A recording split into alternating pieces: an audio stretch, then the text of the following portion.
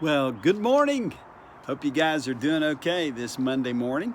As you can see, I'm not with you today, at least not in person. Actually, my wife and I are celebrating 40 years of marriage by taking a week off and going on a little trip. So I did want to join you this morning just for a quick video and give you some thoughtful ideas around our topic of critical thinking. We've been talking about this for a few weeks, and we got a few more bad habits or things to explore when you don't critically think. So let's do a quick quiz. I'll let you answer. So far, we've gone over 4 things that can happen if you don't critically think. 4, we'll call them bad habits. Let's see if you can guess them. The first one is what? That's right, jumping to conclusions. How about number 2?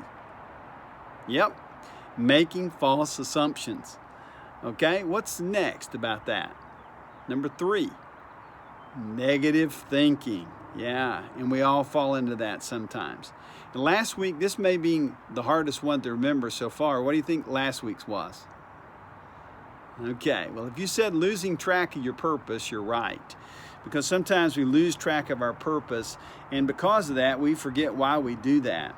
So we're trying to avoid these, acting without the fact, or, lazy thinking, or negative thinking, or wasting energy and wasting time because it's not connected to our purpose.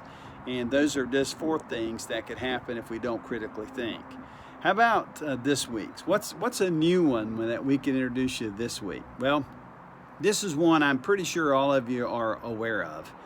It's accepting false or inaccurate information.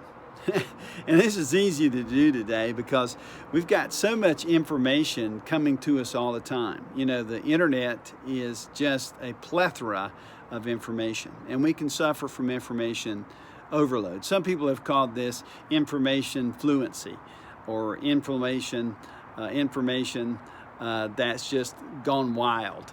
And so what do you do to avoid this critical thinking error of accepting false information or inaccurate information? Well, here's the antidote. It's pretty easy. We've said it 1,000 times already.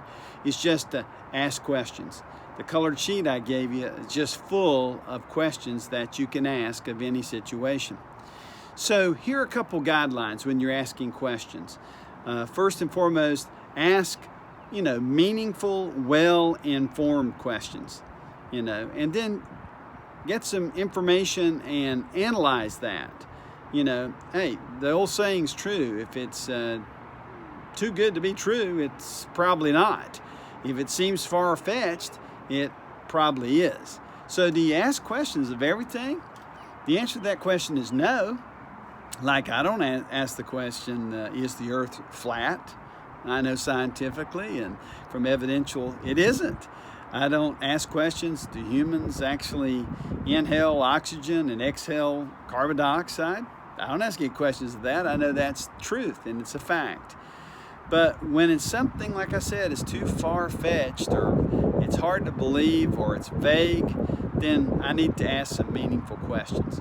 So, little tidbit today is make sure that this information overflow that we're going through, that you ask good questions. Now, since I'm not there, I can't lead in any discussion, but hopefully Ted or Glenn can lead you into a conversation about this. Where do you see a lot of information that's coming to you that needs to be questioned? What's maybe one idea that seems to be accepted by a lot of people that may need to have some more investigation to it? You can think about one of those ideas, okay? Listen, thanks for letting me be away today. I hope you have a great rest of the week. And don't email me. Don't try to call me, because I'm not going to answer you. I promised my wife after 40 years that I'd take a complete week off, wouldn't check my email, wouldn't do videos, wouldn't do anything but relax and have a good time with her. So that's what I'm going to do. All right? I'll see you next Monday. Take care.